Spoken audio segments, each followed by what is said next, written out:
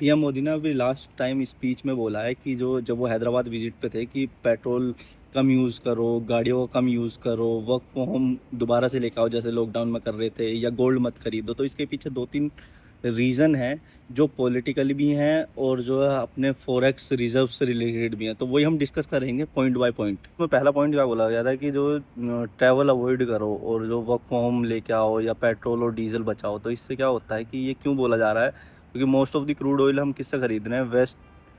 Waste countries से खरीद रहे हैं। मिडिल ईस्ट से क्रूड ऑयल आ रहा है हमारा ज़्यादातर। तो और ये सब क्रूड ऑयल जो है वो डॉलर्स में डील होता है। तो इससे क्या हो रहा है कि जितने ज़्यादा स्पेंडिंग हो रही है डॉलर की, तो उसकी वजह से हमारा जो है रुपीज़ का प्राइस इंक्रीज़ होता जा रहा है कि लास्ट ईयर 85 था, अब 95 हो चुका है।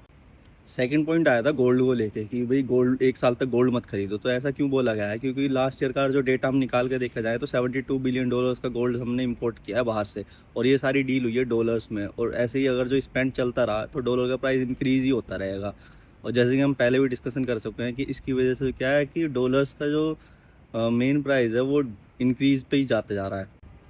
थर्ड पॉइंट क्या था कि जो है फ़ॉरेन ट्रैवल से अवॉइड करो अभी कुछ टाइम के लिए। फ़ॉरेन ट्रैवल अवॉइड करने के लिए क्यों बोला गया है? क्योंकि हम अगर जो फ़ॉरेन ट्रैवल करते हैं, चाहे वो कहीं भी जाते हो, यूएस, कनाडा, यूके, यूरोप, कहीं भी घूमने के लिए जाते हैं, तो वो सारी करेंसी जब हम एक्सचेंज करते हैं वो यूएस डॉलर्स में करते हैं।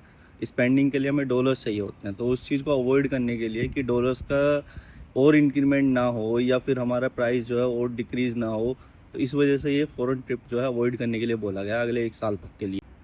तो इस चीज़ में एक पॉलिटिकल एंगल भी आ रहा है कि भाई अपोजिशन पार्टी कह रही है कि जब हमारी इकोनॉमी इतनी स्ट्रॉन्ग है तो हमें गोल्ड खरीदने से क्यों रोका जा रहा है, ऐसे ट्रैवल करने से मना क्यों किया जा रहा है जब हमारे इतने अच्छे संबंध हैं। तो इस चीज़ को हम डिस्कस करेंगे फर्दर किसी दूसरी रील में।